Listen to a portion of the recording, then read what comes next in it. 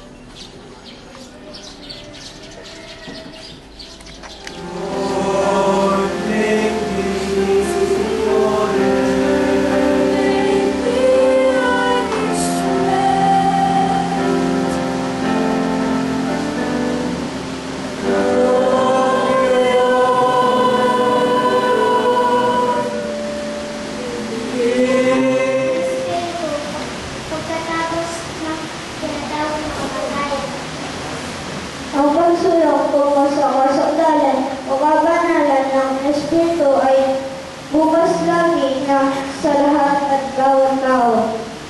Ang pagkikipag-ugnayan ng mga banal o mataas na Espiritu pagkatalayan sa mga tao ay isang katatahanan na patunayan na ng mahabang panahon. Ang mga kaloob o biyaya sa paggagamot at kahikain ng nasusulat sa Biblia ay may kabanalan na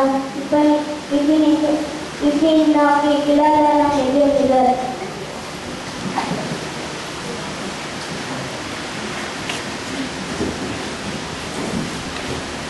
Ngayon po, tinatawagan po natin si Hermana Evelyn Velasco, pangalawang pangulo ng Philippine Exodo para po sa pagbuhat ng pagkakas.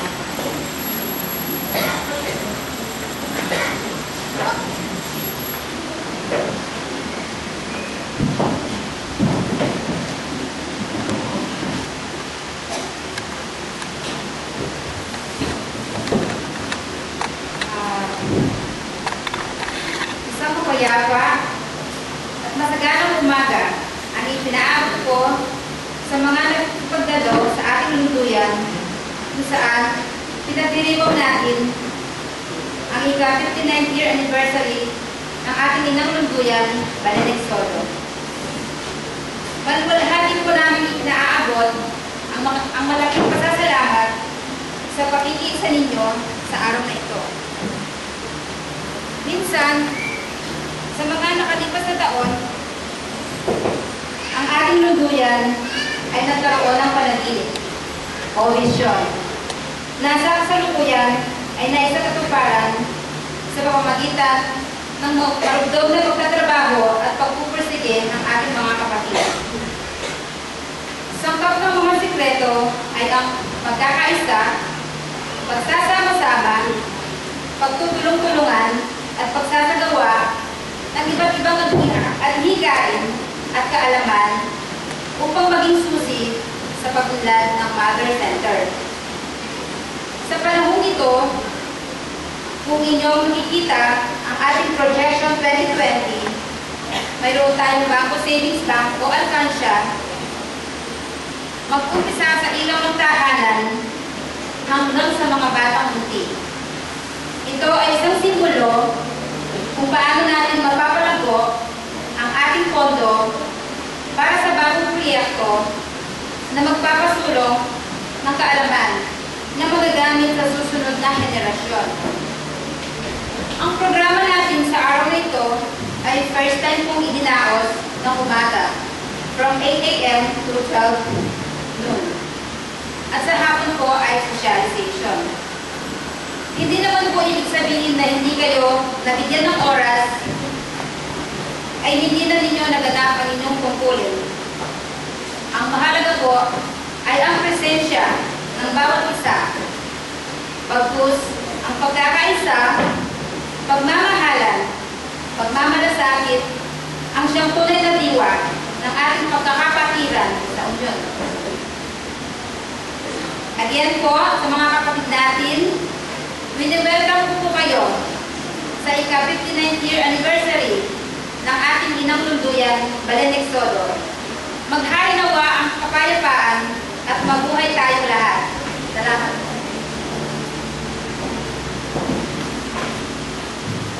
Maraming salamat sa ating Pangulo. Ngayon naman para ipakilala ang ating paksa at nadadalakayin ngayong umaga. Yan tumakan po si Hermana Krista Joy Gulia.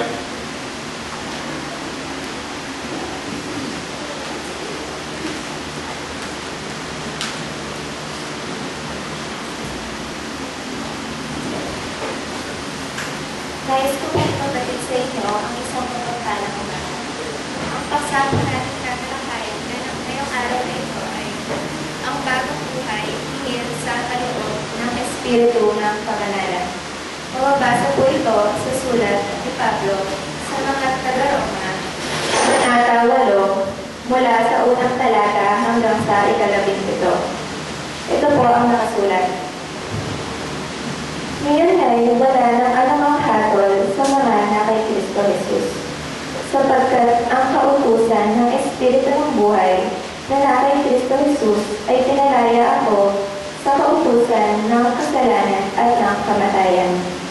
Sapagkat ang hindi magawa ng kautusan na mahina sa pamamagitan ng laman sa pagsusugo ng Diyos sa kanyang sariling anak na nagayang laman sa lamin at dahil sa kasalanan ay hindi hinatulan ng Diyos sa laman ang kasalanan. Upang ang kahihingan ng kautusan ay matupad sa atin na hindi na magsisilakad ayon sa laman, kundi ayon sa Espiritu. Sapagkat ang mga ayon sa laman ay nagsisigalima sa mga bagay ng laman, datapwat ang mga ayon sa Espiritu ay sa mga bagay ng Espiritu. Sapagkat ang kaisipan ng laman ay kamatayan, datapwat ang kaisipan ng Espiritu ay buhay at kapayapaan. Sapagkat ang kaisipan ng laman ay pakikipaggalit laban sa Diyos, sapagkat hindi na pasasaklaw sa kautusan ng Diyos ni hindi nga maaari. At ang nangasa naman ay hindi makalulugod sa Diyos. Datapwat kayo'y wala sa laman, kundi nasa Espiritu. Kung gayo'y tumitira sa inyo ang Espiritu ng Diyos. Datapwat kung ang sino ay walang Espiritu ng Kristo, siya'y hindi sa Kanya. At kung si Kristo ay nasa inyo, ang katawan ay patay dahil sa kasalanan. Datapwat ang Espiritu ay buhay dahil sa katuwiran. Ngunit kung ang Espiritu niyong bumubuhay na maghuli kay Jesus ay tumira sa inyo, ang bumubuhay na maghuli kay Kristo Jesus sa mga patay ay magbibigay buhay naman sa inyong mga katawang may kamatayan sa pamamagitan ng kanyang Espiritu na tumitira sa inyo. Kaya nga, mga kapatid, mga may utang tayo, hindi sa laman upang mabuhay ayon sa laman. Sapagkat kung mga buhay kayo ng ayon sa laman, ay mamamatay kayo. Datapwat kung sa pamamagitan ng Espiritu ay pinapatay ninyo ang mga gawa ng laman, ay mabubuhay kayo. Sapagkat ang lahat ng mga pinapatnubayan ng Espiritu ng Diyos ay sila ang mga anak ng Diyos. Sapagkat hindi ninyo muling tinanggap ang Espiritu ng pagkaalipin sa ikatatakot, datapwat tinanggap ninyo ang Espiritu ng pagtutukok na dahil dito'y sumisigaw tayo, Aba, Ama. Ang Espiritu rin ang nagpapatotoo kasama ng ating Espiritu na tayo ay mga anak ng Diyos. At kung tagapagmana nga, mga tagapagmana sa Diyos, at mga kasamang tagapagmana ni Kristo. Kung gayon nga, makipagtiis tayo sa Kanya upang tayo luwalhati ng mga kasama niya. At dito po nababasa ang ating paksa.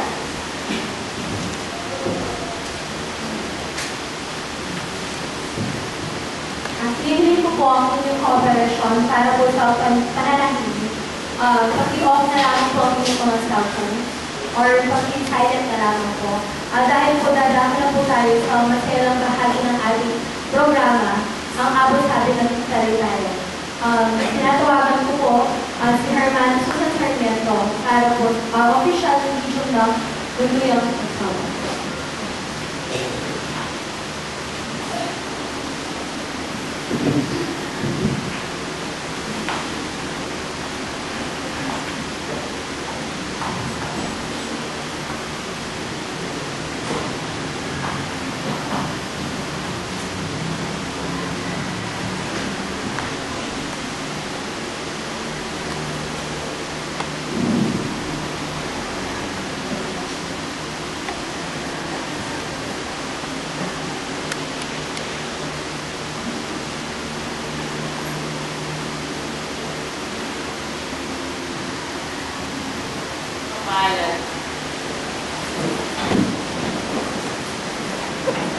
Ang sino mang narinig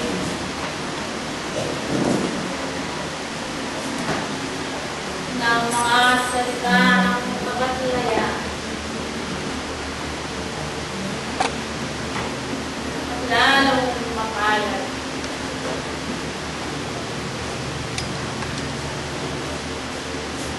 Ang sino mang nagbabago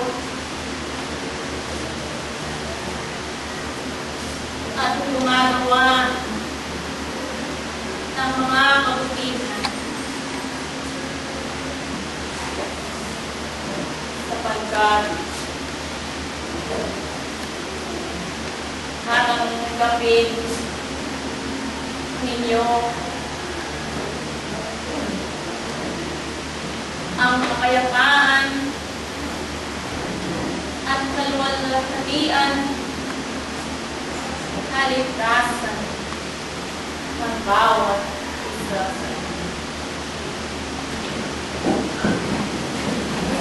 Kapayapaan at nagkakaloob sa bawat isa. Nagpupugay ako at nagpapasalamat sa lahat ng narito ngayon.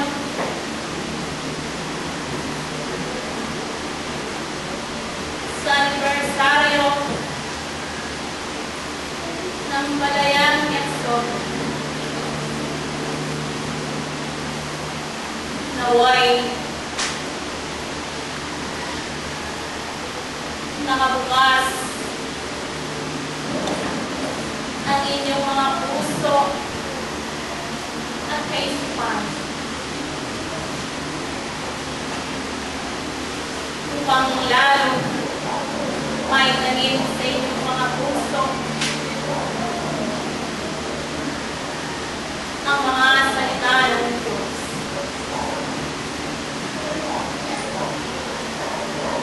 Mga minamahal kong mga anak, ang Exodo, ngayong arawan ng inyong tuluyan, ipinagkakaloob ninyo ang inyong mga pasasalamat. Ngayong pinagkaloob nyo ang inyong pasasalamat, mga minamahal kong mga anak, naway hindi na muli kayo makagawa ng anumang pagkakamali at pagkakasala sala. Dahil ang mga karunungan na inyong narinig ay nandyan na sa inyong mga puso at sa inyong mga espiritu.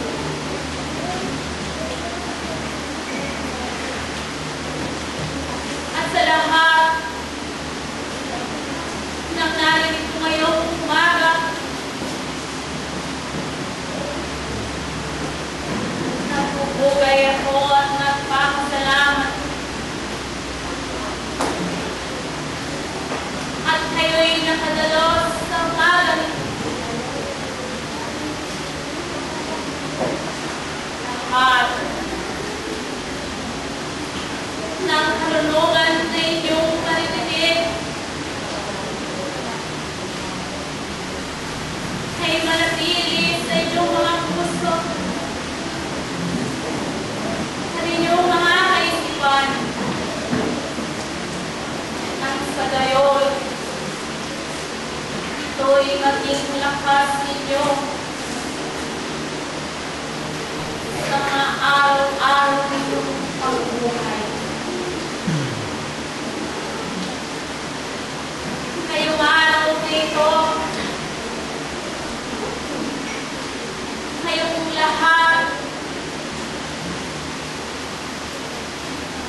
lahat sana ay maging bago. Agos